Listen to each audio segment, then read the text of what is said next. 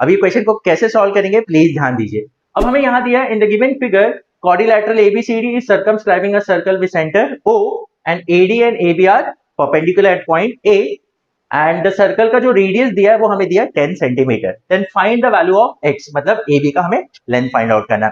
अभी क्वेश्चन को कैसे सॉल्व करेंगे, तो सबसे पहले हम इस पे फोकस करेंगे ये क्वाड्रिलैटरल POSA के ऊपर। तो देखो POSA में एंगल A हमें 90 दिया ही है, यहाँ पर देखो एंगल P और एंगल S ये दोनों भी 90 होगा। क्यों? बिकॉज AB और AD टैंजेंट है, OP और OS रेडियस है and we know that tangent and radius are perpendicular at the point of contact. अब ये तीनों एंगल अगर 90 है तो obviously remaining angle of a quadrilateral will also be 90। अब अगर सारे एंगल 90 हो जाते हैं then we can call it as a rectangle. अब कुछ बच्चे बोलेंगे क्या हम इसे स्क्वायर बोल सकते हैं?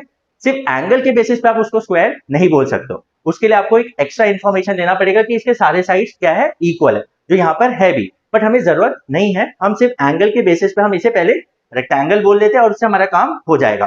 अब अगर ये रेक्टेंगल है तो ऑब्वियसली इसके ऑपोजिट साइड्स क्या होंगे, इक्वल होंगे। तो देखो OS हमें दिया है 10 सेंटीमीटर, तो AP भी कितना होगा 10 centimetre, opposite sides of a rectangle. तो देखो AB में मुझे AP मिल चुका है, अब मुझे क्या फाइंड आउट करना है, सिर्फ PB। ओके, अब यहां ध्यान दीजिए, अब CR कितना दिया हमें 27। अब अगर CR 27 है तो CQ कितना होगा 27। देखो CB हमें 38 दिया है बट CQ कितना होगा 27, because tangents drawn from the same external point are equal in length, और लेंथ कहां से कहां होता है, एक्सटर्नल पॉइंट से पॉइंट ऑफ कांटेक्ट। तो देखो CR और CQ इक्वल होगा, तो ये कितना हो गया 27, ये भी 27 है।